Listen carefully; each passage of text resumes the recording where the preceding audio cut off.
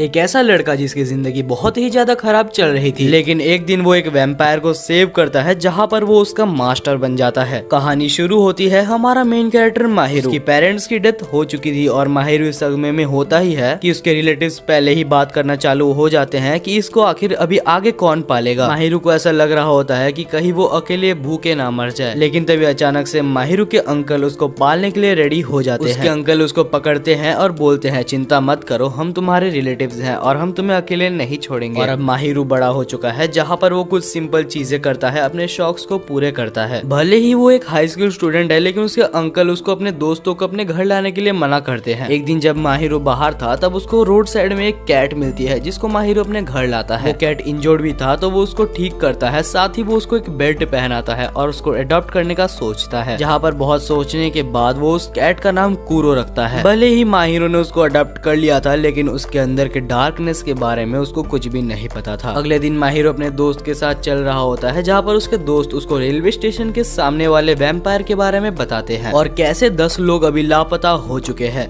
यहाँ पर माहिरू बिल्कुल भी बिलीव नहीं करता और वो दौड़ के अपने घर चले जाता है। लेकिन जैसे ही वो अपने घर में घुसता है तो वो शॉक हो जाता है क्योंकि उसकी टीवी ऑन थी। जब वो वहाँ पर अंदर जाता है तो उसको एक अजीब सा बंदा वहाँ पर बैठा हुआ दिखता है जिसके बहुत ही बड़े बड़े डार्क सर्कल्स बन चुके थे। साथ ही में वो टीवी में बैठ के बहुत सारे वीडियो गेम्स भी खेल रहा होता है। माहिरू बहुत ही ज्यादा डर जाता है और उससे पूछता है आखिर तुम कौन हो, आखिर तुम मेरे घर के अंदर कैसे आ गए। और साइड में पड़ा हुआ झाड़ू को उठा के वो उसके ऊपर मारने लगता है, लेकिन वो इतना ज्यादा फास्ट था कि वो उस अटैक को डॉज कर लेता है। माहिरू जब सेकंड टाइम उसको हिट करने वाला होता है तब वो फिसल जाता है और उसके पर्दे को हटा देता है और अचानक से वो सनलाइट आके सीधी उसके ऊपर गिर जाती है, जिस वजह से वो फिर से कूरो में बदल जाता है। जब माहिरू पर्दे को दे देता है तो वो फिर से वैम्पायर में बदल जाता है। फिर माहिरू पूछता है आखिर तुम हो कौन। तब वो बोलता है मैं तो एक प्यारा सा वैम्पायर हूँ, तुम्हें मुझसे दिक्कत क्या है। तब माहिरू को समझ आता है कि उसके दोस्त वैम्पायर के बारे में सही बात कर रहे थे एंड वो इसके बाद अपने घर से बाहर धूप में उसको ले जाने की कोशिश करने लगता है। वो पूछता है तुमने आखिर 10 लोगों को क्यों मारा। वैम्पायर बोलता है कि मुझे नहीं पता कि तुम किस बारे में बात कर रहे हो। और उसके बाद वो वैम्पायर बोलता है तुम गलती से भी मेरा नाम फिर से मत लेना। जहाँ माहिरू गुस्सा हो जाता है और उसका नाम ले लेता है। जैसे ही वो वैम्पायर का नाम कूरो बोलता है तो उसके आसपास एक ब्लू कलर का सर्कल बनने लग जाता है और उसके बाद वो सर्कल वैनिश हो जाता है। अभी अभी क्या हुआ ये माहिरू को कुछ समझ नहीं आया। इस वजह से वैम्पायर बोलता है मैं एक स्पेशल टाइप का वैम्पायर हूँ जो कि अपने मालिक की बात मानता है और वो बस अपनी मालिक की ही खून को पी सकता है। और फिलहाल हमारा कॉन्ट्रैक्ट साइन अप हो चुका है जहाँ पर तुम मेरे मालिक बन चुके हो। लेकिन तब वैम्पायर बोलता है ये कॉन्ट्रैक्ट तभी परमानेंट होगा जब मैं 24 घंटे के बीच में तुम्हारा कभी भी खून पी लूंगा। माहिरू के लिए ये कोई गुड न्यूज से कम नहीं थी, जहाँ पर वो उसको बाहर निकालने की कोशिश करता है लेकिन वो उसको बाहर नहीं निकाल पाता क्योंकि एक अनजान फोर्स उनको वापस ला रही थी। वैम्पायर बोलता है कि तुम इतने बुद्धू कैसे हो सकते हो, जब मैंने तुम्हें मना किया मेरा नाम लेने को तो तुमने मेरा नाम जानबूझ के ले लिया। माहिरू बोलता है कि मुझे तुम्हारे साथ रहने का कोई शौक नहीं है। माहिरू सोचता है कि वैम्पायर के बारे में वो अपने दोस्तों को बताएगा। इसके बाद जब वो घर से निकल के अपने दोस्तों के पास जाता है और ये सब बोलता है तो उसके दोस्त बोलते हैं कि कहीं तू पागल तो नहीं हो गया, तू एक बिल्ली को वैम्पायर बता रहा है। और एक दोस्त तो उसका मजाक उड़ाने लगता है। तभी हम देखते हैं पीछे एक काली कलर की परछाई दिखाई देती है। तभी अचानक से वहाँ पर एक मैजिशियन आ जाता है जो कि यहाँ पर उनको देख रहा होता है, जहाँ माहिरू का एक दोस्त उसको इग्नोर कर देता है। वो मैजिशियन उसको रोकता है और अचानक वो उसको काट देता है और हर जगह खून ही खून हो जाता है। इसके बाद वो बहुत ही ऊंचा उछल के अपना नाम बताता है बेल्किया, जो कि एक वैम्पायर था। बेल्किया को यहाँ पर वो कूरो की प्रेजेंस महसूस हो चुकी थी, जिस वजह से वो यहाँ पर माहिरू और कूरो को डुएल के लिए चैलेंज कर देता है। अचानक कूरो वैम्पायर में ट्रांसफर होके यहाँ पर बेल्किया को एक लात मार देता है। जब माहिरू पूछता है कि ये सब क्या हो रहा है तो कूरो बोलता है कि तुम्हें यहाँ से भाग जाना चाहिए वरना तुम यहाँ पर बहुत ही गंदा पछताओगे। माहिरू बोलता है तुम्हें जो करना है करो और वो यहाँ पर अपने दोस्तों को बचाने के लिए दौड़ जाता है। जहाँ बेल्किया फिर से दोनों के ऊपर हमला करने वाला था तभी माहिरू कूद के यहाँ पर उसका मुंह को पकड़ लेता है। बेल्किया एक तलवार के मदद से माहिरू को मारने वाला होता है, लेकिन तभी अचानक बीच में कूरो आके वो अटैक को अपने ऊपर ले लेता है। इसके बाद कूरो अपने चेस्ट से तलवार को निकालता है और बोलता है कि मैंने 100 सालों से बिल्कुल भी खून नहीं पिया, जिस वजह से मैं अभी बहुत वीक हूँ और यहाँ पर बेल्किया को हराने के काबिल नहीं हूँ। तभी माहिरू अपना हाथ आगे बढ़ाता है और बोलता है तुम मेरा खून पी सकते हो लेकिन बेल्किया को हरा दो। और तब कूरो माहिरू का ब्लड को पी लेता है, जिस वजह से यहाँ पर उनका टेम्पररी कॉन्टैक्ट परमानेंट में विकसित हो जाता है।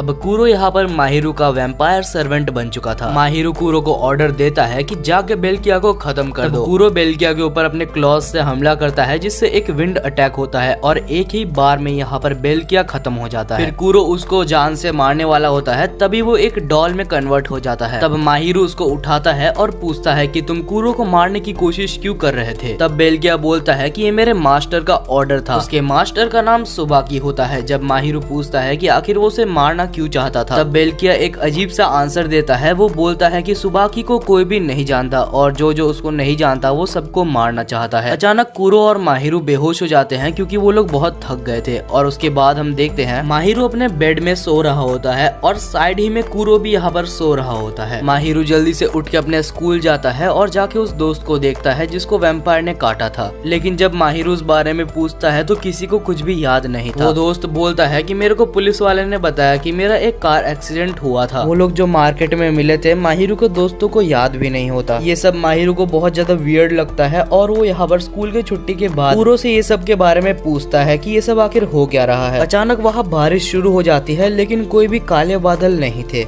माहिरू अचानक से एक जगह पर टेलीपोर्ट हो जाता है जहाँ पर एक अननोन आदमी उसकी तरफ बढ़ रहा था। वो अननोन पर्सन माहिरू के ऊपर हंसता है और उसके बाद वो यहाँ पर बेल्किया को बाहर निकाल लेता है। जब बेल्किया उसको अपना मास्टर सुबाकी बुलाता है और सुबाकी का नाम सुन के माहिरू भी थोड़ा अलर्ट हो जाता है। सुबाकी अचानक से टेलीपोर्ट होके माहिरू के सामने आ जाता है और फिर वो कुरो को पकड़ के नीचे फेंक देता है, जहाँ कुरो अपने असली फॉर्म में ट्रांसफर हो जाता है। जब वो ट्रांसफॉर्म हो जाता है तो यहाँ पर सुबाकी उसको अपना बड़ा भाई बुलाता है। माहिरू ये सुन के शॉक था और वो पूछता है कि क्या ये सच है। कुरो बोलता है मैं इस छपरी को नहीं जानता, मैं तो यार इसका शक्ल ही पहली बार देख रहा हूँ। तब सुबाकी बोलता है कि इस दुनिया में 7 वैम्पायर्स एग्जिस्ट करते हैं जिनके अपने अपने कैपेबिलिटीज है और कुरो इन 7 वैम्पायर्स में से सबसे बड़ा होता है और उसको वैम्पायर ऑफ स्लॉथ के नाम से जाना जाता था। यहाँ एक और ट्रू वैम्पायर है जो कि मैं हूँ, लेकिन मेरे को कभी किसी ने एक्सेप्ट नहीं किया क्योंकि मैं सबसे छोटा हूँ। और फिर सुबाकी अपने बिल्ली वाले फॉर्म में ट्रांसफॉर्म हो जाता है और माहिरू के ऊपर चढ़ के कुरो के साथ बदमाशी करने लगता है, जहाँ ये लड़ाई थोड़ी और बढ़ जाती है और सुबाकी अपने फॉर्म में आके यहाँ पर माहिरू के ऊपर हमला करने लगता है, जहाँ पर कुरो उसको अपने क्लॉ के मदद से रोक देता है। माहिरू यहाँ पर कुरो को बोलता है कि मेरा खून पी लो ताकि तुम्हें थोड़ी एनर्जी मिल जाए, लेकिन कुरो मना कर देता है और सुबाकी इसी चांस का फायदा उठा के उसको बहुत ज्यादा मारता है। फिर सुबाकी माहिरू को उठा लेता है और वो बोलता है कि तुमने सिर्फ अपने मजे के लिए पूरे 7 वैम्पायर्स में जंग छेड़ दी है। तब माहिरू को समझ आता है कि सुबाकी का दिमाग खराब है और वो सुबाकी को गुस्से में बोलता है कि ठीक है, अगर ऐसा है तो मैं कुरो को अपना ब्लड दूंगा और उसको ऑर्डर दूंगा कि ये सब बंद करे। लेकिन सुबाकी बोलता है अगर तुम उससे पहले ही मर जाओ तो क्या होगा। और फिर सुबाकी माहिरू को मारने के लिए जाने वाला होता है, लेकिन तभी कुरो अपने जान पे खेल के उसको बचाने के लिए वहाँ पर जाता है, लेकिन वो टाइम पर नहीं पहुँच पाता। लेकिन तभी अचानक से सब कुछ गायब हो जाता है। माहिरू और कुरो एक अलग जगह पर जा पहुँचते हैं और माहिरू को समझ आ जाता है कि एक दूसरे वैम्पायर ने अभी उसकी जान बचाई है। तभी अचानक वहाँ पर 2 ट्विन अपीयर हो जाते हैं और बोलते हैं कि माहिरू को हमारे मास्टर देखना चाहते हैं। कुरो का जाने का बिल्कुल भी मन नहीं था, लेकिन तब वहाँ पर एक अमीर लड़का आता है और बोलता है तुम्हारे पास और कोई चारा नहीं है मेरे लैम्बोर्गिनी में बैठ के वहाँ पर जाने के अलावा। तो माहिरू भी वहाँ पर लैम्बोर्गिनी में बैठ जाता है और उसके साथ जाने लगता है, जहाँ पर वो लड़का माहिरू को बताता है कि वो वैम्पायर ऑफ लस्ट का मास्टर है। वो लड़के का नाम मिसानो होता है और वो जब वहाँ पर उसके घर में पहुँच जाते हैं तो हमें एक बटरफ्लाई दिखाया जाता है जो कि और कोई नहीं वैम्पायर ऑफ लस्ट थी। वो अपने वैम्पायर को इंट्रोड्यूस करते हुए उसका नाम स्नो बताता है। अगले सीन में वो अपने वैम्पायर ऑफ लस्ट को खून पिलाता है और अपने डेथ साइड को समन कर लेता है और उसके बाद उसकी बिहेवियर बिल्कुल चेंज हो जाती है। वो बोलता है माहिरू तुम बिल्कुल गधे हो, तुम्हें अपने वैम्पायर का अच्छे तरीके से इस्तेमाल करना भी नहीं आता। मिसानो दोनों को ऑफर देता है कि तुम दोनों मेरे सर्वेंट बन जाओ, लेकिन यहाँ पर माहिरू और कुरो मना कर देते हैं, जिस वजह से वो स्नो को बोलता है कि उनके ऊपर हमला करो। स्नो का पहला अटैक दोनों बहुत मुश्किल से ही डॉज करते हैं। उसके बाद माहिरू पूछता है आखिर तुम ऐसा क्यों कर रहे हो, लेकिन मिसानो कुछ भी बताने से मना कर देता है। वो बोलता है तुम जैसे कॉमनर को मेरे से बात करने की औकात नहीं है। ये सुन के माहिरू का मूड खराब हो जाता है। वो कुरो को उठाता है और बोलता है मुझे भी तुम जैसे घमंडी से बात नहीं करनी। जब माहिरू कुरो को लेके बाहर आता है तो वो रियलाइज करता है कि वो खो चुका है। अचानक से बहुत छोटे छोटे बच्चे खिड़की से उनको देखने लगते हैं और तभी अचानक से स्नो उनके पीछे अपीयर हो जाता है और बोलता है ये मेरे ही स्लेव्स हैं। कुछ देर में मिसानो भी नीचे पहुंच जाता है और वो बोलता है अगर तुम एक लीडर बन नहीं सकते तो यही अच्छा होगा तुम मेरे अंडर काम करो और साथ ही हम सभी को सेफ रखो। माहिरू उसकी बात को समझने की कोशिश करता है और वो बोलता है ठीक है मैं तुम्हारा साथ दूंगा लेकिन एक स्लेव की तरह नहीं, एक दोस्त की तरह। तब वो पूछता है तो क्या तुम सुबाकी से लड़ने का प्लान कर रहे हो? मिसानो बोलता है तो क्या तुम सुबाकी को ऐसे ही बिना किसी वेपन के हरा सकते हो? फिर मिसानो इस बारे में बताता है कि सारे वैम्पायर के मास्टर के पास एक हथियार चुनने का मौका होता है जो कि वैम्पायर के पास से आता है। अगले सीन में माहिरू अपने दोस्त के साथ चल के घर जा रहा था जहाँ पर उसको पीछे कुछ महसूस होता है, लेकिन जब वो पीछे देखता है तो उसको कोई भी नहीं दिखता। इसके बाद जब माहिरू वेपन के बारे में कूरो से पूछता है तो कूरो बोलता है अगर तुम्हें वेपन चाहिए तो अपने आंखें बंद करो। माहिरू जब अपने आंखें बंद करता है तो वो कूरो के मन के अंदर के एक डायमेंशन में पहुंच जाता है। वहाँ उसको एक कैट मिलता है जो कि बोलता है कि मैं कूरो का ही एक पार्ट हूँ। वो उसको बहुत सारे गिफ्ट बॉक्सेस के पास ले जाता है और बोलता है इनमें से एक वेपन को चूज करो और ध्यान से करना क्योंकि तुम बाद में इनको एक्सचेंज और रिटर्न नहीं कर सकते। माहिरू वहाँ सबसे सिंपलेस्ट बॉक्स को चूज करता है ताकि वो कोई भी कॉन्फ्लिक्ट आने से बच सके। जैसे ही माहिरू उस बॉक्स को चूज करता है तो उस बॉक्स में से एक मैजिकल ब्रूम निकलता है। जैसे ही माहिरू को वो झाड़ू मिलता है वो मिसानो के कैसल में टेलीपोर्ट हो जाता है। वो झाड़ू हवा में उड़ता है और तभी हम देखते हैं माहिरू के रिस्ट में एक टैटू बन जाता है।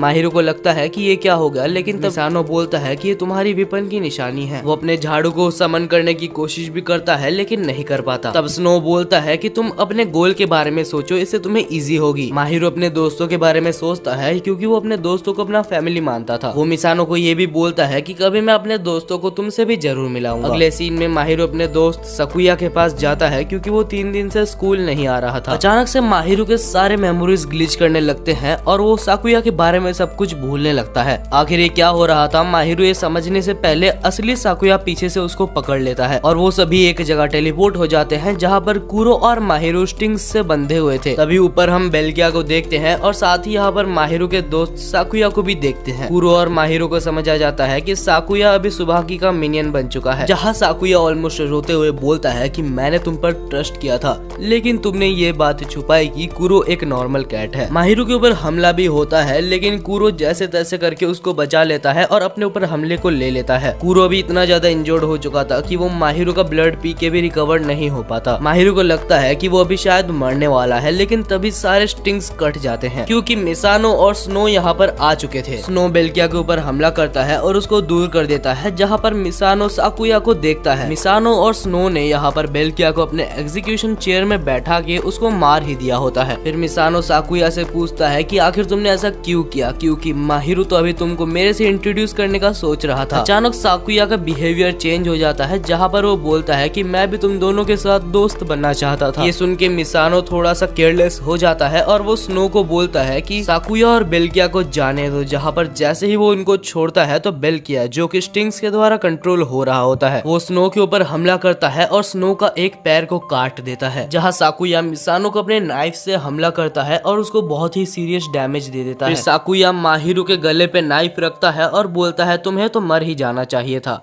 वो बोलता है एक एक करके इसके बाद मैं तुम्हारे सारे दोस्तों को भी मारूंगा। और जैसे ही वो माहिरू को मारने वाला होता है तभी एक घोस्ट पीछे से अपीयर हो जाता है और वो साकुया को माहिरू को मारने से रोक लेता है। वो घोस्ट उसके कान में बोलता है कि तो क्या तुम सबको वैसे ही हर्ट करना चाहते हो जैसे तुम हुए थे। अचानक साकुया बोलता है कि माहिरू जल्दी करो, मुझको मार दो। लेकिन साकुया तो माहिरू का ही दोस्त है तो वो उसे ऐसे कैसे मार देता। लेकिन तभी माहिरू का वेपन खुद ही समन होके उसको पनिशमेंट देने लगता है। जहाँ माहिरू उसको मारना नहीं चाहता था लेकिन वो उसको कंट्रोल नहीं कर पा रहा था और वो उसको मारे जा रहा था। अंत में जब साकुया मरने वाला होता है तब वो सोचता है तो अच्छा हुआ कि मेरी ये बेकार जिंदगी खत्म हो रही है। दूसरी तरफ माहिरू के माइंड में सारे नेगेटिव इमोशंस बह रहे थे जो कि कूरो देख रहा था। इन सबसे माहिरू को बाहर लाने के लिए कूरो उसके ब्लड को पीने लगता है और एक चेन दोनों में कनेक्ट हो जाती है और उसके बाद हम देखते हैं कूरो अपनी हिडन एबिलिटी को अनलीज करता है जहाँ एक बहुत ही बड़ा कैट का शैडो पूरे एरिया को कवर कर लेता है। माहिरू को समझ पाता उससे पहले ही वो उसके उसके शेडो में आ जाता है और तब हम देखते हैं साकुया को जो कि बोलता है मैं तो बस मरना चाहता हूँ। माहिरो अपने वैम्पायर को जल्दी से बोलो कि वो मुझे मार दे। माहिरो को समझ पाता उससे पहले ही कुरो को पीछे से एक गोली लग जाती है। इस बैटल फील्ड में अभी एक और वैम्पायर और उसका मास्टर उतर चुका है। उसका मास्टर बोलता है कि जाके सबको मार दो और उसका वैम्पायर भी ऐसा ही करता है। कुरो के ऊपर वो तब तक गोली चलाता है जब तक वो फिर से कैट में ट्रांसफॉर्म नहीं हो जाता। साकुया भी लगभग मर ही गया था लेकिन सुबाकी उसको स्टिंग की मदद से बचा लेता है। साकुरा जाते वक्त अपने रिस्ट बैंड को माहिरो की तरफ फेंक देता है। वो नया मास्टर जो कि अपने वैम्पायर के साथ आया था वो वैम्पायर ऑफ एनवी है। माहिरो यहाँ पर उसको बहुत ही अजीब नजर से देखता है क्योंकि अब वो हमला करना बंद कर चुका था। वो कुरो को उठा के माहिरो को देता है और बोलता है कि मुझे माफ करना कुरो को इतनी बुरी तरीके से हैंडल करने के लिए। माहिरो मुझे लगता है कि तुम्हें ये मास्टर बनने का नाटक छोड़ देना चाहिए क्योंकि तुम इतने ज्यादा वीक हो कि तुम उसके काबिल नहीं। अगले सीन में माहिरो अपने दोस्तों के साथ चल रहा था जहाँ सुबाकी भी उसका पीछा कर रहा होता है। सुबाकी एक जगह पर खाने बैठता है माहिरो के साथ और वो साकुया के बारे में सारी बैक स्टोरी बताता है। जब साकुया छोटा था तो उसके माता पिता उसका कभी भी सपोर्ट नहीं करते थे। साकुया की पेरेंट्स की बिहेवियर के लिए साकुया की बहन भी मर चुकी थी। साकुया की बहन की मौत छत से कूदने से हुई थी लेकिन साकुया की पेरेंट्स बोलते हैं कि अगर तुमने सच पुलिस को बताया तो मैं तुम्हें भी वैसे ही मार दूंगा। ये सब ना सह पाकर साकुया जब बड़ा हो चुका था तब वो मरने वाला होता है लेकिन सुबाकी ने साकुया की जान बचाई थी जिस वजह से वो उसका मिनियन बन जाता है। सुबाकी बोलता है जब एक मर रहा आदमी एक वैम्पायर का खून पीता है तब वो उसका मिनियन बन जाता है और उसके बाद वो माहिरो पर हंसता भी है क्योंकि उसको इतना भी नहीं पता। फिर वो जाते जाते बोलता है आज मेरा लड़ाई करने का कोई मूड नहीं है। माहिरो सुबाकी को इतना तक पूछ नहीं पाता कि वो साकुया को रिटर्न कर दे। वो इन सभी चीजों के लिए खुद को दोष देता था क्योंकि वो कभी भी समझ नहीं पाया कि साकुया कितने दर्द से गुजर रहा है। अगले दिन जब माहिरो स्कूल जाता है तो साकुया के बारे में पूछता है लेकिन किसी को भी साकुया के बारे में कुछ भी नहीं पता था। साकुया की बस नेचर ही उनको याद थी लेकिन साकुया की फेस उनको याद नहीं थी। माहिरो ये सब समझ जाता है कि आखिर ये सब कैसे हो रहा है। कुछ दिन बाद एक फेस्टिवल में हम देखते हैं साकुया मास्क लगा के आता है जहाँ उसके सारे दोस्त उसके पास से जा रहे थे लेकिन उसको कोई भी नहीं पहचान पा रहा था। हालांकि साकुया ये देख के हैरान होता है कि उनके पीछे बोर्ड में लिखा हुआ था कि हम साकुया का वेट कर रहे हैं। ये सब वो देख ही रहा होता है कि उड़ते हुए कुरो उसके मुंह पे पड़ता है और माहिरो भी उसको देख लेता है लेकिन साकुरा यहाँ पर छत की तरफ भागने लगता है। थोड़ी ऊपर जाके साकुया समझ नहीं पा रहा था कि वो आखिर माहिरो को फेस कैसे करे। आखिर उसने उसको मारने का ट्राई किया था। तब माहिरो बोलता है कि जो कुछ हो चुका है उसको भूल जाओ। साकुरा याद करो हम बचपन के दोस्त हैं, हमने बचपन में कितने कुछ किए हैं। लेकिन साकुया बोलता है बचपन की कोई भी मेमोरीज मेरे पास नहीं है। फिर वो वहाँ से भागने लगता है और वो छत के पूरे ऊपर चले जाता है जहाँ पर वो बाउंड्री में खड़े हो जाता है और बोलता है मुझे माफ करना माहिरो, मैंने तुम्हें और तुम्हारे दोस्त को मारने की कोशिश की है। सच बताऊं तो मैं कभी भी ऐसा नहीं करना चाहता था। माहिरो बोलता है मुझे उन सब चीजों से कोई फर्क नहीं पड़ता लेकिन तभी साकुया वहाँ से कूद जाता है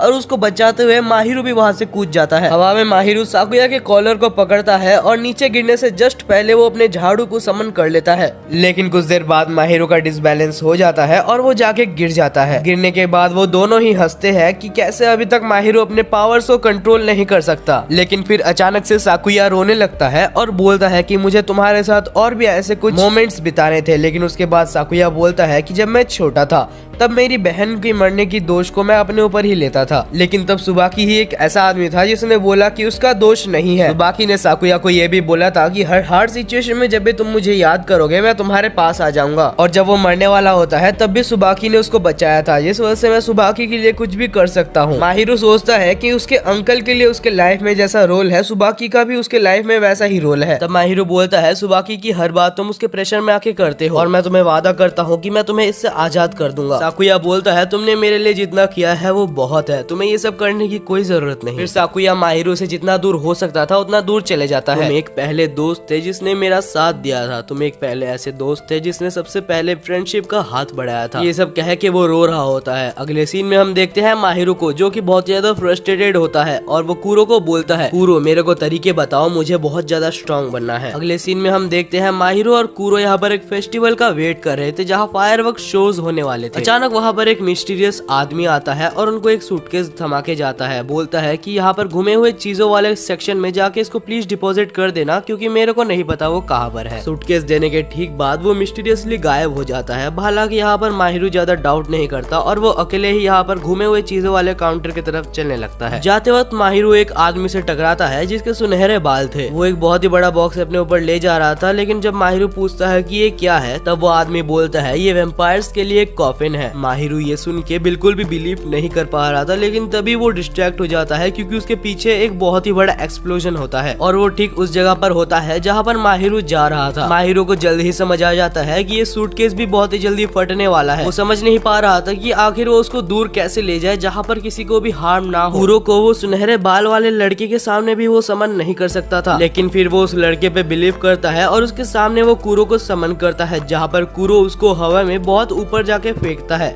माहिरू सोच रहा था ऐसा ना हो कि उसमें कोई टाइमर हो और वो नीचे गिर के फट जाए, और वो सूटकेस हवा में नहीं फटता। वो जैसे ही नीचे गिरता है तब वहाँ पर उसके फटने की आवाज आती है, लेकिन हम देखते हैं वो सुनहरे बालों वाला लड़का टाइम पे उस बॉम्ब को अपने कॉफिन के अंदर भर लिया था, जिस वजह से उस एक्सप्लोजन को वो लोग रोक पाए। माहिरू उस लड़के से पूछता है सच बताना आखिर तुम कौन हो। तब वो बोलता है उसका नाम तेत्सु है, जो कि एक हॉट स्प्रिंग का मालिक है। अचानक उस कॉफिन के अंदर से कुछ हिलने की आवाज आने लगती है। जब वो कॉफिन खुलता है तो वहाँ से एक चमगादड़ बाहर निकलता है। कूरो उसको आसानी से पहचान जाता है कि वो वैम्पायर ऑफ प्राइड है। वैम्पायर ऑफ प्राइड ने ही इस एक्सप्लोजन को संभाला होता है, जहाँ वो बोलता है कि ये नियरली सुबाकी का ही प्लान हो सकता है। लोगों को बीच में वो ब्लास्ट करके उनको मारना चाहता था, लेकिन वो बोलता है ऐसा नहीं है कि सुबाकी ही तुम्हारे लिए अभी बस एक चैलेंज है। अगले सीन में जब माहिरू और कूरो घर पहुंचते हैं तो घर के अंदर से कोई एक निकलता है और माहिरू को अंदर ले लेता है, जहाँ कूरो बाहर ही गिर जाता है। कूरो समझ जाता है कि फिर से कोई गड़बड़ होने वाली है, जहाँ फिर से गेट खुलता है और एक मैजिक लेजर कूरो के ऊपर तान दी जाती है। जहाँ पर दूसरी तरफ माहिरो को एक सुसुकी नाम का बंदा मिलता है, जो कि बोलता है कि मैं तुम्हारा कोई दुश्मन नहीं हूँ। फिर सुसुकी ये भी बोलता है कि तुम मुझे अपना दुश्मन मत समझ बैठना, क्योंकि मैं सुबाकी को मारने में तुम्हारी हेल्प कर सकता हूँ। तो माहिरो क्या तुम मेरे साथ जुड़ना चाहोगे, क्योंकि सुबाकी सिर्फ वैम्पायर्स के लिए नहीं ह्यूमंस के लिए भी खतरा है। जहाँ सुसुकी बहुत सारी चीजें बोलता है, वो ये भी बोलता है कि अगर तुम्हें कोई डाउट है तो मैं हर चीज तुम्हें बताने के लिए रेडी हूँ। सुबाकी के मिनियंस और सुबाकी को हराने के लिए तुम्हारा साथ चाहिए माहिरो। और यहाँ पर माहिरो का माइंड बदल जाता है, क्योंकि सुबाकी के एक मिनियंस में साकुया भी है, जिसको उसे बचाना है, जिसने उसको वादा किया था। फिर सुसुकी इसके बारे में देखता है और बोलता है हाँ, यहाँ पर साकुया नाम का भी एक मिनियन है, लेकिन माहिरो तुम्हारे बचपन के फ्रेंडशिप के साथ इसका कोई लेना देना नहीं होना चाहिए, क्योंकि हमें उसको मारना होगा। जहाँ माहिरो गुस्सा हो जाता है और बोलता है कि साकुया को हाथ भी मत लगाना। जहाँ सुसुकी बोलता है मैं तुम्हारे बातों को समझ रहा हूँ, लेकिन यहाँ पर मैं बिजनेस को लेके बहुत ज्यादा स्ट्रिक्ट हूँ। यहाँ पर टोटल 50 दरवाजे हैं, जिसमें से एक दरवाजा ही एग्जिट का है। अगर तुम चाहो तो यहाँ से निकल सकते हो, और हाँ जल्दी करना, क्योंकि अगर तुम लेट करो तो तुम अपने वैम्पायर को फिर कभी नहीं देख पाओगे। क्योंकि फिलहाल कूरो यहाँ पर सबसे एक्सपर्ट वैम्पायर हंटर के साथ जूझ रहा होता है। दूसरी साइड माहिरो गुस्से में दरवाजे की तरफ जाने लगता है, जहाँ पर वो असली दरवाजा नहीं खोज पा रहा था। सुसुकी हंसता है और बोलता है सारे दरवाजे चेक करने में तुम्हें करीबन 1 दिन लग जाएंगे। तब तक कूरो तुमसे बहुत ज्यादा डिस्टेंस में पहुंच चुका होगा। और अगर तुम्हें नहीं पता तो मैं बता दूं कि मास्टर और वैम्पायर अगर एक डिस्टेंस से ज्यादा दूर जाए तो यहाँ पर मास्टर मर जाएगा। माहिरो के पास 2 ही ऑप्शन होते हैं, या तो वो सही दरवाजा खोज ले या तो वो सुसुकी के साथ काम कर ले। माहिरो कभी भी इतना बेकार टीम के साथ काम नहीं करना चाहता, जिस वजह से वो दरवाजा खोजने लगता है। लेकिन माहिरो जितना भी ट्राई कर ले वो नहीं खोज पा रहा था। जहाँ पर वो एक आइडिया लगाता है, वो अपने ब्रूम को समन करता है और बीच में जाके वो एक टॉर्नेडो बनाता है, जिससे ऊपर रूफ में एक होल हो जाता है। सुसुकी बोलता है कि वाह बहुत बढ़िया, तुमने असली दरवाजा खोज लिया। और क्योंकि माहिरो ने दरवाजा खोज लिया था तो वो बिना रोक टोक के माहिरो को जाने देता है। दूसरी साइड कूरो को यहाँ पर 3 जन मिल के हमला कर रहे होते हैं, जहाँ पर कूरो बहुत ही मुश्किल से उन लोग के बुलेट्स को टॉर्च कर रहा होता है। 1-2 बुलेट्स उसको लग भी गई थी, लेकिन वो भाग ही रहा होता है। बीच में उसको पकड़ भी लिया जाता है, लेकिन वो जैसे तैसे भाग जाता है। जब कूरो रिवर साइड पहुंच जाता है तो उनमें से एक हंटर बोलता है कि हमने तो माहिरो को पकड़ ही लिया है। ये सुन के जैसे ही कूरो का माइंड डिस्ट्रैक्ट होता है तो वो यहाँ पर अटैक में फंस जाता है, जहाँ पर कूरो को गोली मारने ही वाले होते हैं, लेकिन तभी यहाँ पर माहिरो अपने झाड़ू में उड़ते हुए आता है और कूरो को पकड़ के उधर से ले जाता है। अगले दिन माहिरो एक मीटिंग बुलाता है, जहाँ पर वो तेत्सु और मिसानो को भी बुलाता है, लेकिन दोनों में से कोई भी उसकी मीटिंग को सीरियसली नहीं ले रहा था। कुछ देर बाद मिसानो यहाँ पर माहिरो को वैम्पायर और मास्टर्स के बारे में जो इन्फॉर्मेशन नहीं पता उसको बताता है। माहिरो बोलता है कि वैम्पायर ऑफ एनवी से शायद हमें कुछ पता लग सकता है, क्योंकि वो मुझे बहुत नॉलेजेबल लगता है। मिसानो अचानक से बोलता है कि नहीं, वैम्पायर ऑफ एनवी से हमें कोई भी हेल्प नहीं लेना, मुझे उस आदमी के ऊपर बिल्कुल भी भरोसा नहीं है। कुछ देर बाद तेत्सु और उसका वैम्पायर एक इन्फॉर्मेशन लाते हैं कि मार्केट में एक बहुत ही डेंजरस आदमी घूम रहा है। जब माहिरो और कूरो उस आदमी को देखते हैं तो कूरो बोलता है कि उससे थोड़ा चौकन्ना रहना, मुझे उससे थोड़ा सा शक हो रहा है। तो माहिरो डिसाइड करता है कि वो चुपचाप उसका पीछा करेगा। जब माहिरू देखता है कि वो एक जानवर को कैद करके ले जा रहा था, तब माहिरू का जानवर का प्यार जाग जाता है और वो उस जानवर को बचाने के लिए उसके पीछे भाग जाता है। वो आदमी भी एक कवर में जाके माहिरू को देख चुका था, जिस वजह से वो उसका वेट कर रहा था। जब माहिरू पहुंच जाता है तो वो अचानक से उसको पूछता है, जल्दी बताओ तुम एक एंजल हो या फिर तुम एक डीमन हो। लेकिन माहिरू कुछ समझ नहीं पाता और कुरो का भी मुंह बहुत ही वियर्ड बन जाता है। तब वो आदमी अपना पावर का यूज करता है, वहाँ पर एक मैजिकल पियानो को समन कर लेता है, जहाँ पर उस पियानो के साउंड से यहाँ पर उस आदमी को पता चल जाता है कि कुरो एक डीमन है। और अचानक से वो कुरो के ऊपर हमला करना चालू कर देता है, जहाँ पर वो उसको लात मारते मारते ऊपर ले जा रहा था। माहिरू जल्दी से अपने ब्रूम को समन कर लेता है और वो कुरो को बचाने के लिए उसके ऊपर जाने लगता है। ऊपर पहुंचने के बाद माहिरू जैसे तैसे कुरो को बचाता है और उसको अपना ब्लड पीने के लिए देता है, ताकि वो अपने खोए हुए स्ट्रेंथ को वापस ला सके। इसके बाद माहिरू पूछता है कि तुमने आखिर मेरे पार्टनर को क्यों हार्म पहुंचाया। साथ में केज में कैद हुए जानवर को भी वो छोड़ने के लिए बोलता है, लेकिन जब वो उस जानवर को छोड़ता है तब वो जानवर एक वैम्पायर निकलता है, जो कि वैम्पायर ऑफ ग्रीड था।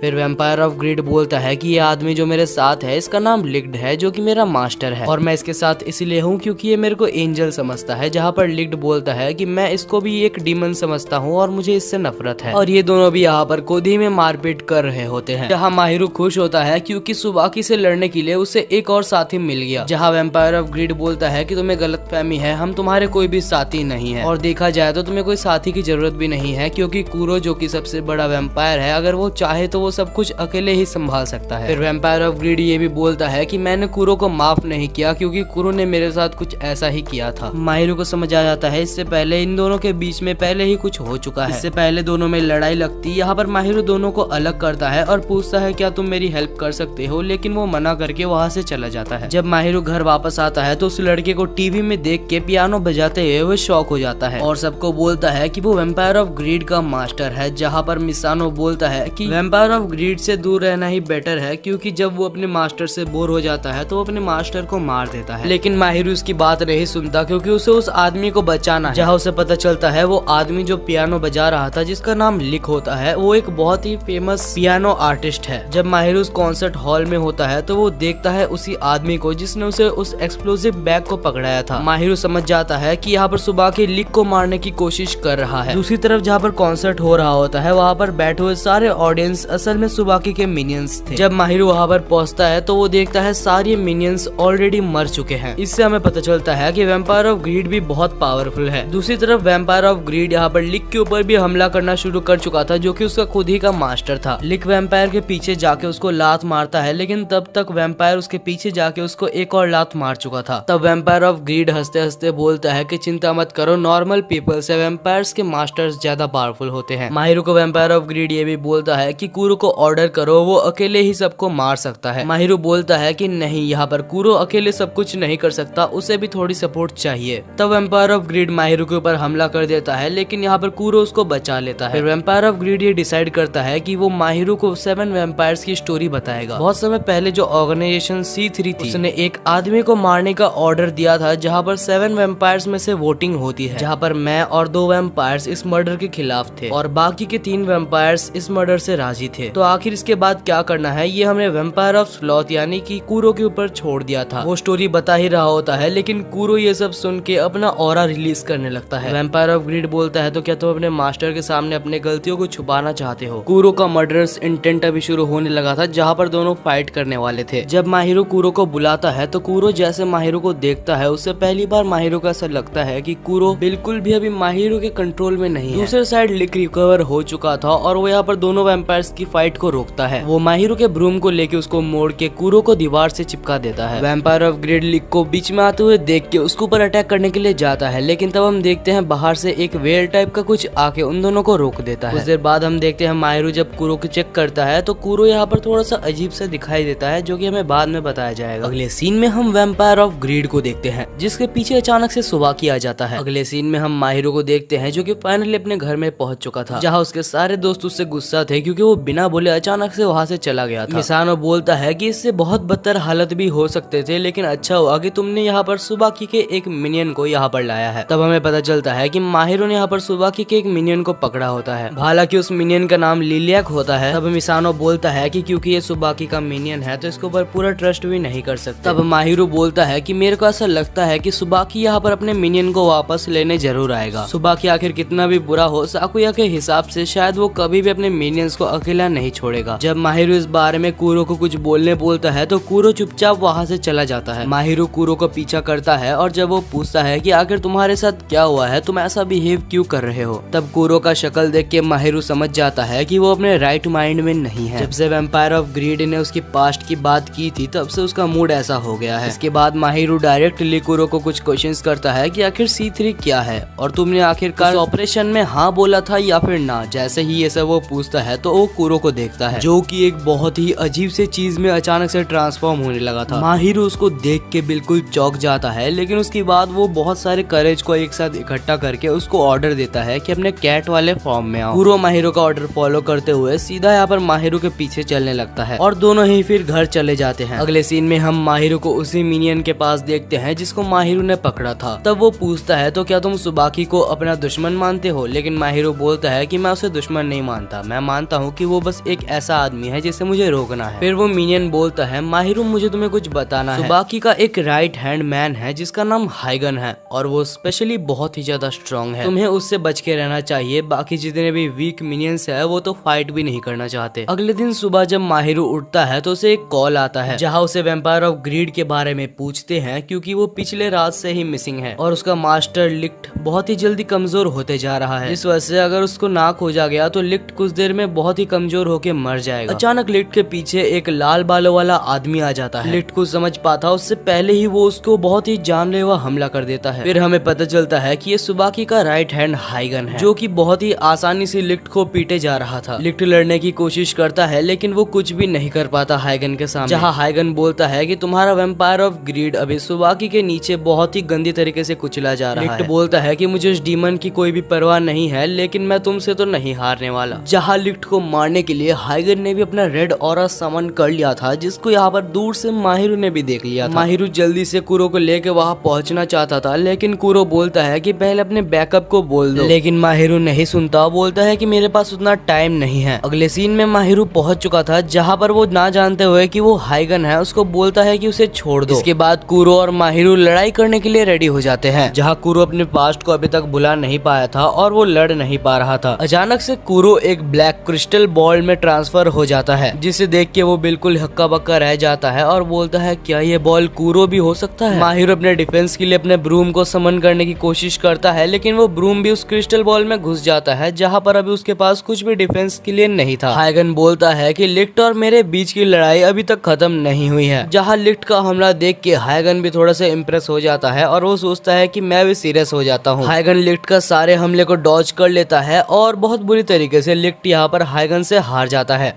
माहिरो फिर हाइगन को रोकने की पूरी कोशिश करता है, लेकिन हाइगन उसको बेहोश करके वहाँ से चला जाता है। जब माहिरो की आंख खुलती है तो उसके सामने मिसानो और तेत्सु थे, साथ ही वहाँ पर लिलियाक भी थी। माहिरो सबसे माफी मांगता है क्योंकि कूरो ने बोला था कि बैकअप लेके जाए, लेकिन उसने उसकी बात नहीं मानी। जहाँ की बाकी वैम्पायर्स कूरो की एनर्जी को वहाँ उस बॉल से ही महसूस कर पा रहे थे। जहाँ पर मिसानो को वहाँ पर एक पड़ा हुआ फोन मिलता है जो कि सुबाकी का था। उस फोन में सुबाकी की तरफ से एक कॉल आता है जहाँ पर वो बोलता है कि मुझे ये फोन वापस चाहिए। मिसानो बोलता है कि हम तुम्हें ये फोन वापस नहीं देंगे, अगर तुम्हें ये फोन वापस चाहिए तो तुम वहाँ से लॉ और लिक को छोड़ दो। सुबाकी बोलता है कि वो फोन मेरे लिए इतना ज्यादा जरूरी नहीं है कि मैं तुमसे इतनी बड़ी डील कर लूं। तब मिसानो बोलता है कि बस वही नहीं, हमारे पास तुम्हारा एक मिनियन लिलियाक भी है, अगर तुमने उन दोनों को छोड़ दिया तो यहाँ से ये दोनों चीजें भी मैं तुम्हें दे दूंगा। लेकिन सुबाकी इसमें बिल्कुल भी इंटरेस्ट नहीं दिखाता और वो फोन को काट देता है। अगले सीन में ये लोग एक मीटिंग करते हैं जहाँ पर ये लोग बात कर रहे थे कि रात को इन लोग लिक और लॉ को बचाने के लिए निकलेंगे। हालांकि यहाँ पर माहिरो को नहीं ले जाते क्योंकि उसके पास अभी कूरो नहीं है, जिस वजह से वो यूजलेस है। ऐसा मैं नहीं, माहिरो खुद को ही यूजलेस बोल रहा था। अब जब सब वहाँ से चले गए थे तो यहाँ पर माहिरो अकेले में रो रहा था। वो बोल रहा था कि मैं सच में बहुत ज्यादा कमजोर हूँ। एक तरफ मैं और एक तरफ लिक जो कि बिना अपने वैम्पायर के भी हाईगन से लड़ रहा था। माहिरो को रोता हुआ देख कुरो यहाँ पर बॉल पे अपियर हो जाता है। हालांकि कुरो को भी नहीं पता था कि वो ऐसे अपियर कैसे हो गया। माहिरो कुरो को देख के बोलता है चिंता मत करो, मैं तुम्हें यहाँ से निकालूंगा। बाद में जब इस बात को वो अपने दोस्तों को बताता है तो तेत्सु तो यहाँ पर एक आरी लेके आ जाता है उस बॉल को काटने के लिए। हालांकि माहिरो मना करता है जिससे कुरो को लगता है कि उसका मास्टर बहुत ही समझदार है। लेकिन तभी माहिरो बोलता है कि मैं उसका मास्टर हूँ इसलिए इस बॉल को मैं काटूंगा। लेकिन इसका कोई फायदा नहीं होता। इसके बाद हम उसी वेल को देखते हैं जिसका मास्टर भी आया होता है। इस वेल को हमने इससे पहले भी देख रखा है। उसने एक अजीब टाइप की लिक्विड लाई थी जो कि वैम्पायर के पावर को कम कर देता है और इसके बाद वो वैम्पायर्स पे टेस्ट भी करता है जिससे प्रूफ हो जाता है कि वो वैम्पायर्स की पावर को कम करता है। वो बंदा बोलता है कि ये लिक्विड मुझे वैम्पायर ऑफ एनवी से मिला है। माहिरो बोलता है तो क्या मिसानो हमें अभी भी उससे बात नहीं करनी चाहिए, जहाँ पर मिसानो मना कर देता है। जहाँ स्नो उसे समझाता है कि कुछ देर के लिए ही सही लेकिन पास्ट की बातों को कुछ देर के लिए ही भूल जाओ। इस कैटेगरी में वैम्पायर ऑफ एनवी हमारी हेल्प कर सकता है तो क्यों ना ले। इसके बाद माहिरो वैम्पायर ऑफ एनवी के पास जाने के लिए निकलता है जहाँ पर वो ट्रेन में बैठा था और सोच रहा था। तभी अचानक सुबाकी आ जाता है और बोलता है तुम कैसे मास्टर हो जो कि अपने वैम्पायर तक को नहीं बचा पाए। एंड इसके बाद सुबाकी उसके ऊपर हमला कर देता है। लेकिन तभी हम देखते हैं माहिरो ट्रेन से कूद जाता है और उसको पता चलता है कि वो एक इल्यूजन को देख रहा था। माहिरो को लगता है कि सुबाकी भी वही जा रहा है जहां वो फिलहाल जा रहा है, जिस वजह से वो उससे पहले उधर पहुंच जाता है। उधर पहुंचते साथ उसको एक पागल डीलर मिल जाता है जो कि एक साइंटिस्ट था। माहिरो को कुछ समझ नहीं आ रहा था कि वो उससे बात कैसे करे, लेकिन फिर उससे पूछ लेता है। जहाँ वो साइंटिस्ट माहिरो को घर लाता है और उसके ही सर पे उसका नाम लिख देता है क्योंकि साइंटिस्ट को माहिरो का नाम याद ही नहीं हो रहा था। इसके बाद माहिरो को जिस डीलर के साथ काम था वो भी यहाँ पर आ जाता है। वो डीलर अपना नाम मीको बताता है और वो ये भी बताता है कि वो मिसानो का भाई है। माहिरो को शुक्रिया अदा करता है क्योंकि मिसानो पहले किसका भी दोस्त नहीं हुआ करता था, लेकिन अभी फिलहाल उसके पास एक दो दोस्त हैं।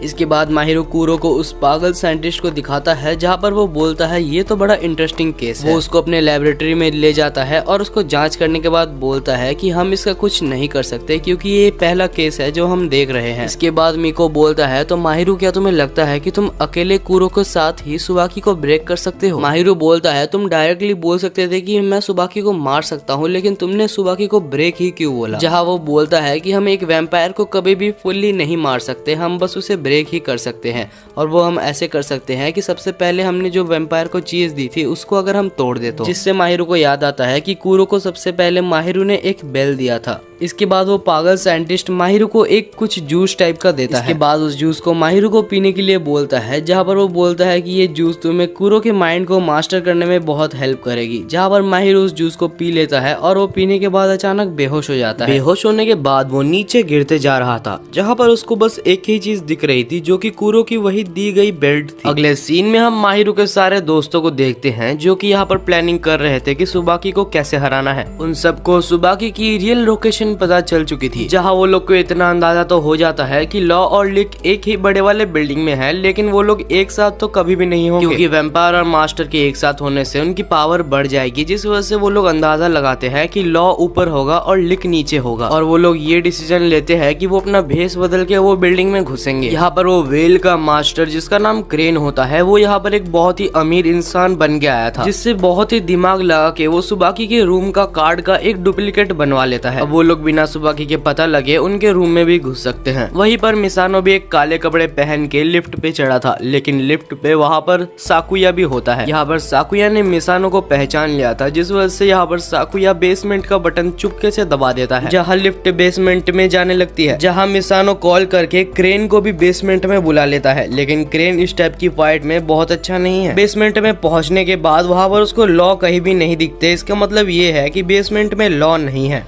अगले सीन में हमें तेत्सु को दिखाया जाता है जो कि अपने कॉफिन के साथ था और वो यहाँ पर ऊपर के रूम में पहुंच चुका था, लेकिन वहाँ पर सुबाकी के सारे साथी पहले ही तेत्सु को रोकने के लिए खड़े हुए थे। दूसरी साइड हमें सुबाकी को दिखाया जाता है जो कि यहाँ पर एक जंगल में था। वो जंगल में सीधे जा ही रहा होता है कि सामने बहुत सारे वेल मॉस्कट आ जाते हैं। सुबाकी को लगता है कि ये आखिर क्या ही कर लेंगे, बहुत ही वीक होंगे, लेकिन वो इतने वीक भी नहीं है कि वो सुबाकी को कुछ देर के लिए हैंडल ना कर पाए। जहाँ सुबाकी वेल मॉस्कट को दिखाता है कि उसके पास वो चाबी है जहाँ पर लॉ और लिक कैद हैं। वेल मस्कट बोलता है कि वो चाबी हमें दे दो। तब सुबाकी बोलता है कि मेरे मिनियन कहाँ है। वो बोलते हैं कि तुम्हारा मिनियन हमारे पास ही है, लेकिन तुम पहले हमें अपना चाबी दो। तब सुबाकी उनको चाबी भी नहीं देता और वहाँ पर मिनियन को भी खोजने के लिए चले जाता है, लेकिन सुबाकी आखिरकार मिनियन को नहीं खोज पाता। हालांकि सुबाकी बोलता है कि अभी मेरे पास बहुत टाइम है, मैं आराम से लिलिया को खोज लूंगा। दूसरे साइड हम माहिरो को कुरो के माइंड के अंदर देखते हैं, जहाँ पर वही कैट जिसने उसको जादुई झाड़ू दी थी वो मिलता है। जब माहिरो पूछता है कि आखिर कुरो कहाँ गया, तब वो बोलता है कि कुरो तुमसे मिलना नहीं चाहता, लेकिन माहिरो इसको बिल्कुल भी कंसिडर नहीं करता। उसको लगता है कि कुरो मुझसे मिलना क्यों नहीं चाहेगा, वो झूठ ही बोल रहा होगा। फिर वो कैट माहिरो को एक जगह पर ले जाता है जो कि यहाँ पर अंडर वाटर थी। वो यहाँ पर स्विम करके जब वहाँ पर पहुंचता है तो कुरो की एक ओल्ड मेमोरी वहाँ पर दिखाई जाती है। सातों वैम्पायर एक जगह पर बैठे थे, जहाँ पर वही बात चल रही थी कि C3 के दिए गए असाइनमेंट पे वो खास आदमी को उनको मारना है या नहीं। जहाँ पर हमें पता चलता है कि वो खास आदमी जिसको मारने की बात चल रही है वो कोई और नहीं, वैम्पायर्स को बनाने वाला आदमी है। जहाँ 3 वैम्पायर मना करते हैं कि उसको नहीं मारना चाहिए क्योंकि उसने ही हमें बनाया है। बाकी 3 वैम्पायर बोलते हैं कि उन्होंने हमें फोर्सफुली वैम्पायर बनाया है, जिस वजह से हमें उन्हें मार देना चाहिए। जहाँ कुरो को डिसीजन लेने के लिए बोला जाता है और कुरो वहाँ पर कुछ भी नहीं बोलता और चुपचाप वहाँ से चला जाता है। और कुरो उस आदमी को मारने के लिए गया होता है, लेकिन ये चीज वो माहिरो को नहीं दिखाना चाहता था, जिस वजह से ये देखते टाइम माहिरो के सामने कुछ ब्लैक वाइन्स आ जाते हैं। और इसके बाद अचानक से वही कैट माहिरो के सामने आ जाती है। वो कैट माहिरो से पूछती है कि क्या तुम्हें कुरो की और भी मेमोरीज को देखना है। वो उसके बाद वहाँ पर एक रूम में ले जाती है जहाँ पर कुरो की सारी मेमोरीज रखी थी, लेकिन कुरो तो उसकी मेमोरीज बिल्कुल भी माहिरो को नहीं दिखाना चाहता, जिस वजह से माहिरो उसको नहीं देखता। और उसके बाद वो कुरो की एक रूम में जाता है जहाँ पर कुरो रखा हुआ था। कुरो उसको रोते रोते बोलता है कि मैं कभी भी एक इतना बुरा वैम्पायर नहीं बनना चाहता था, मैंने ये बहुत ही गलत काम किया है। जहाँ पर माहिरो बोलता है कि हाँ, तुमने जो भी किया वो गलत है। अगर तुम इतने सालों से ये सब करके भी सोचे हो कि ये गलत है तो जरूर वो गलत ही होगा। लेकिन कुरो, ये तुम्हारा पास्ट है, ये याद रखो कि तुम अभी अपने पास्ट में नहीं हो, तुम अपने प्रेजेंट में हो। अभी ये पास्ट की बातों को पकड़ के बैठने का टाइम नहीं है। अभी हमें और भी बहुत चीजें करनी है, अगर हमने वो भी नहीं की तो तुम्हें उसका भी पछतावा रह जाएगा। जहाँ कुरो माहिरो की बात को समझ जाता है और वो फाइनली अपने सारे डार्कनेस को हटा के अपने कैट वाले फॉर्म में आ जाता है। दूसरी साइड हमें लॉ और लिक को दिखाया जाता है जो कि एक ही जगह पर थे लेकिन अलग अलग रूम पे थे। तब लॉ लिक्ट को बोलता है कि तुम जैसा एक पियानिस्ट जो इतने सारे ड्रीम्स को लेके चल रहा है उसका कुछ भी नहीं हो सकता। तब लिक्ट बोलता है कि मैं ऐसे नहीं मरने वाला और सबसे बड़े गधे तो तुम हो क्योंकि तुम्हारे पास कोई ड्रीम ही नहीं है। लेकिन यहाँ पर लॉ बहुत ज्यादा चिल्ला रहा होता है कि तुम खुद को समझते क्या हो, तुम कोई भी एक स्पेशल पर्सन नहीं हो। लेकिन तभी हमारा हीरो लिक्ट अपने वॉल को तोड़ते हुए आता है और बोलता है कि अभी बोल बेटे, क्या बोल रहा था। लेकिन तब लॉ बिल्कुल शांत हो जाता है और बोलता है कि बस अब बहुत हो गया लिक्ट, तुम्हारे जैसे एक डीमन को मुझे मारना ही होगा। और तब वो अपने चेन्स को अपने पावर की मदद से तोड़ देता है और उसके बाद अपने स्वॉर्ड को समन कर लेता है ताकि वो लिक्ट को मार के हमेशा के लिए फ्री हो जाए। तब लिक्ट भी अपने मैजिकल पियानो को समन कर लेता है और उसके बाद ये फाइट चालू होती है। और जैसे ही फाइट चालू होती है पूरी बिल्डिंग कांपने लगती है। लॉ अपने मन ही मन में बोल रहा था कि अभी लिक्ट को मार के मैं फ्री हो जाऊंगा और उसके बाद दोनों ही एक दूसरे के ऊपर अटैक करते हैं, लेकिन लिक्ट यहाँ पर लॉ के चेहरे पे लात मार देता है। साथ ही साथ जब लॉ अपने स्वॉर्ड की मदद से लिक्ट के ऊपर हमला कर रहा था तो लिक्ट उसको भी ब्लॉक कर दे रहा था। लेकिन तभी अचानक से लॉ लिक्ट के चेहरे पे एक और बहुत ही खतरनाक लात मारता है जिससे लिक्ट बहुत ही ज्यादा दूर जाके गिरता है। लॉ को लगता है कि अभी उसका कुछ भी नहीं होने वाला और लिक्ट अभी हार मान लेगा, लेकिन लिक्ट उठता है और बोलता है मेरे से खून तो निकल रहा है लेकिन मैं हार नहीं मानने वाला। लॉ बोलता है कि लिक्ट, तुम्हें लगता है कि तुम इस वर्ल्ड के लिए बहुत ज्यादा इम्पोर्टेंट हो, लेकिन असल में हम दोनों बस एक साइड कैरेक्टर हैं। लिक्ट बोलता है कि साइड कैरेक्टर अगर कोई है इस वर्ल्ड में तो वो सिर्फ तुम हो, क्योंकि तुम्हारे पास कोई भी ड्रीम नहीं है।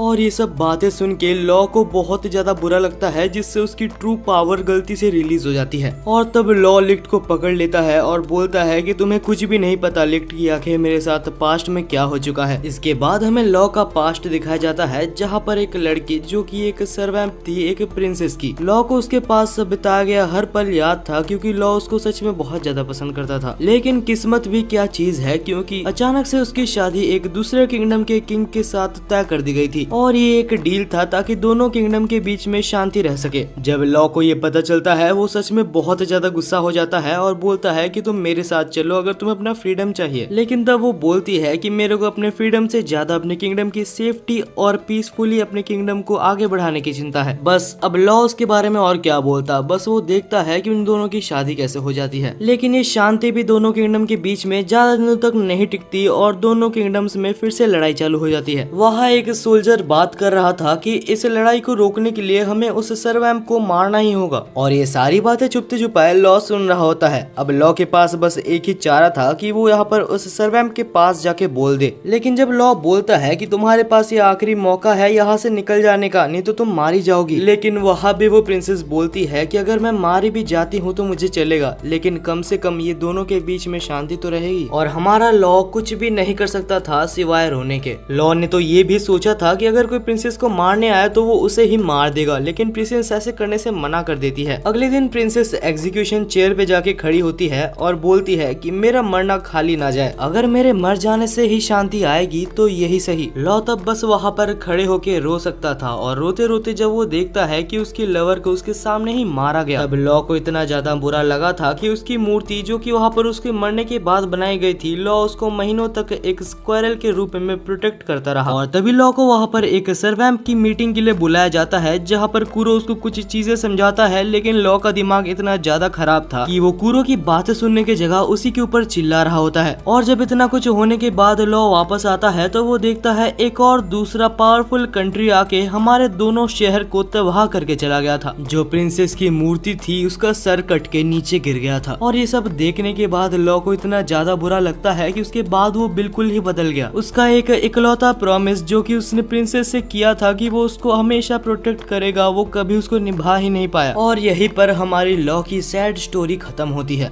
लिक्ट यहाँ पर आराम से बैठकर उसकी स्टोरी सुन रहा होता है, और उसकी स्टोरी को सुनते सुनते उसको मन करता है उसके लिए एक सैड सॉन्ग बजाने का। तो वो अपने पियानो को समन करके एक सैड सॉन्ग बजाने लगता है। लेकिन तब लॉ बोलता है कि मुझे सैड सॉन्ग बिल्कुल भी पसंद नहीं है। लिक्ट बोलता है कि सैड सॉन्ग नहीं, सैड तुम हो, क्योंकि तुम्हारी इमेजिनेशंस में वैसी चीजें बैठी है।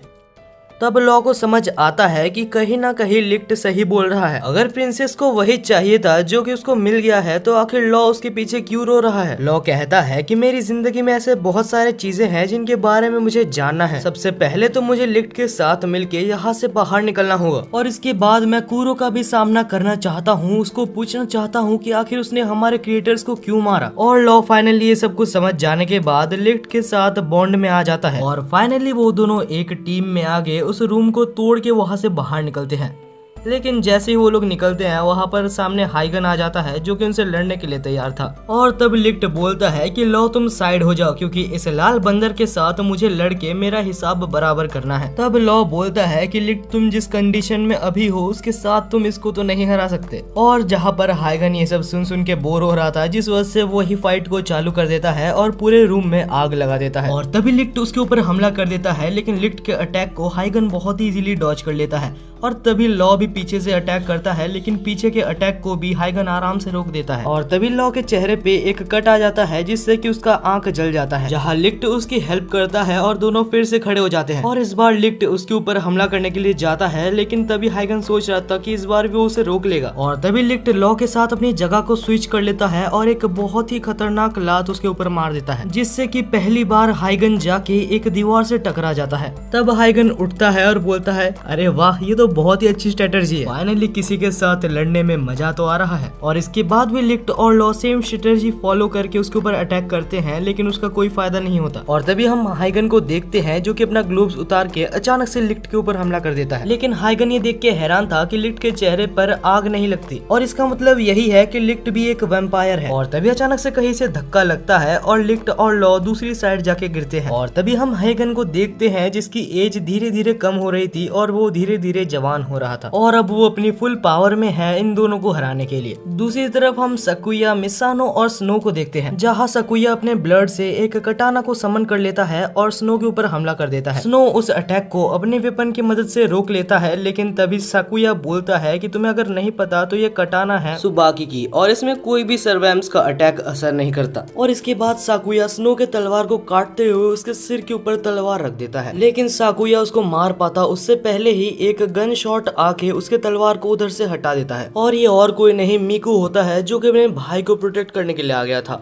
इसके बाद मीकू बोलता है कि अपने सेकंड एलिवेटर को पकड़ के अपने दोस्तों की हेल्प करने के लिए यहाँ से चले जाओ, इसको मैं संभालता हूँ। और तब दोनों वहाँ से चुपचाप निकल जाते हैं और इसके बाद हमें तेत्सु को दिखाया जाता है जो कि एक सुबाकी के मिनियन से लड़ रहा था। और तब तेत्सु अपने एबिलिटी को एक्टिवेट करता है जिससे कि उसके कॉफिन के अंदर से बहुत सारे बैट्स निकलते हैं। लेकिन तभी मिनियन तेत्सु के सर्वैम्प यानी कि ह्यू को पकड़ लेता है और जब मिनियन उसको पकड़ लेता है तो उसके बाद वो ह्यू को वहाँ से गायब कर देता है, जो देख के तेत्सु बहुत ज्यादा हैरान था। और तभी वहाँ पर मिसानो और लिली भी पहुंच जाते हैं, जो देख के मिसानो बहुत ज्यादा हैरान था कि उसने तेत्सु के सर्वैम्प को कैप्चर कर लिया है। और मिसानो यहाँ पर ये सब देख के बहुत ज्यादा टेंशन में आ गया था क्योंकि उसको अच्छे से पता था कि वो लोग आउट नंबर्ड हो चुके हैं। और मिसानो अभी ये सोच रहा था कि वो सबको रिट्रीट करने का ऑर्डर दे दे, लेकिन तभी अचानक से एक बहुत ही बड़ी परछाई पूरी बिल्डिंग को कवर करने लगती है और हमें पता चलता है कि ये और कोई नहीं माहिरू है जो कि एक बहुत ही बड़े लायन के ऊपर सवार था। और अगर आपको पता चल गया है तो ये लायन और कोई नहीं कुरो है जो कितना बड़ा हो चुका है। शुरुआत से ही कुरो अपने ट्रू फॉर्म को छुपा रहा था क्योंकि उसको बहुत ही ज्यादा आलस आ रहा था। और इसके बाद माहिरू को तेत्सु और मिसानो आके बोलते हैं कि आखिर यहाँ पर क्या चल रहा है। और तभी एक मिनियन अचानक से माहिरू के ऊपर हमला कर देता है, लेकिन माहिरू अपने ब्रूम को समन करके उसको एक स्पीयर में बदल लेता है जिससे कि वो बहुत ही स्पीड से जाके उस मिनियन को एक ही बार में नॉकआउट कर देता है। और तभी बाकी के मिनियन यानी कि बेल्किया और एक दो मिनियंस कुरो के ऊपर हमला कर देते हैं, लेकिन कुरो एक ऐसा हमला करता है जिससे कि बहुत सारे कांटे जाके उन मिनियंस के अंदर घुस जाते हैं और वो लोग एक ही बार में मर जाते हैं। भाई मेरे को ये बात बताओ कि स्टोरी के स्टार्टिंग से ये पावर आखिरकार थी कहाँ?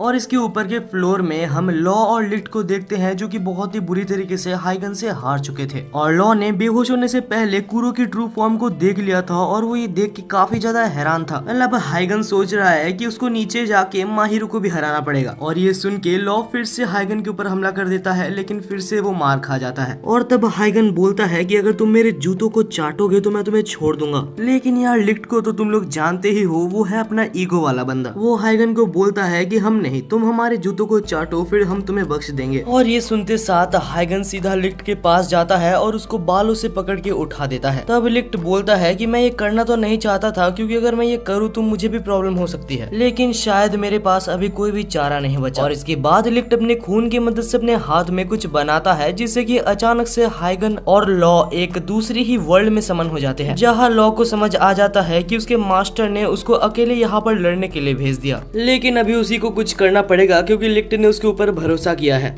और तभी हम देखते हैं कि ये दोनों एक दूसरे के ऊपर हमला करते हैं, लेकिन क्योंकि ये वर्ल्ड लिट का था जिस वजह से लॉ का अटैक 10x से स्ट्रॉन्गर हो जाता है और वो अटैक सीधा हाइगन के पेट के अंदर घुस जाता है, जिस वजह से रियल वर्ल्ड में भी वो हार जाता है। और इसके बाद हम लॉ और लिट को देखते हैं जो कि जमीन पर बेहोश पड़े थे। जल्दी वहाँ पर माहिरो और कुरो आ जाते हैं, लेकिन तभी लिट उठता है और बोलता है कि मेरे जैसे एक एंजल को कभी भी किसी मदद की जरूरत नहीं पड़ती, तो तुम लोग को यहाँ आने की वैसे कोई जरूरत नहीं थी। लेकिन ये बोलने के तुरंत बाद ही लिक्ट बेहोश हो जाता है और माहिरू उसको पकड़ के वहाँ पर सहारा देता है। माहिरू को लगता है कि फाइनली वो लिक्ट और लॉ को यहाँ से सेव करके बाहर निकलने में कामयाब रहे थे। और इसके बाद हम कुरो को देखते हैं जो कि लॉ के पास जाता है और बोलता है कि लॉ ही एक ऐसा सर्वेंट है जिसने आज तक मेरे को माफ नहीं किया और जिस वजह से मैं हमेशा डिप्रेशन में रहता था। और लॉ को ये सुन के सच में बहुत ज्यादा बुरा लगता है और वो माहिरू को थैंक्स बोलता है कि वो कुरो को उस चीज से बाहर ला पाया। लेकिन अचानक से लिलिया जो कि सुबाकी की मिनियन थी वो बाहर आ जाती है और बोलती है कि तुम लोगों ने मेरे भाई बहनों को मार दिया, मैं भले ही तुम लोग का साथ दे रही थी लेकिन ये लोग मेरे दोस्त थे। और अचानक से उसके पीछे सुबाकी आ जाता है और बोलता है कि अरे तुम बिल्कुल सही हो, अच्छा हुआ कि मेरा मिनियन सही सलामत है। सुबाकी ये भी कहता है कि लॉ और लिक्ट से मुझे ये उम्मीद नहीं थी कि वो हाइगन को हरा देंगे और मुझे ये भी उम्मीद नहीं थी कि कुरो अपने सबसे ओरिजिनल फॉर्म में वापस भी आ सकता है, लेकिन ये सब वैसे ही जा रहा है जैसे कि मैंने प्लान किया था। और इसके बाद सुबाकी एक बॉक्स दिखाता है और बोलता है कि तुम्हें ये बॉक्स तो याद ही होगा जो कि बेल्किया ने यूज किया था और वो अभी जिंदा नहीं है क्योंकि उसको मैंने ही नहीं मारा है,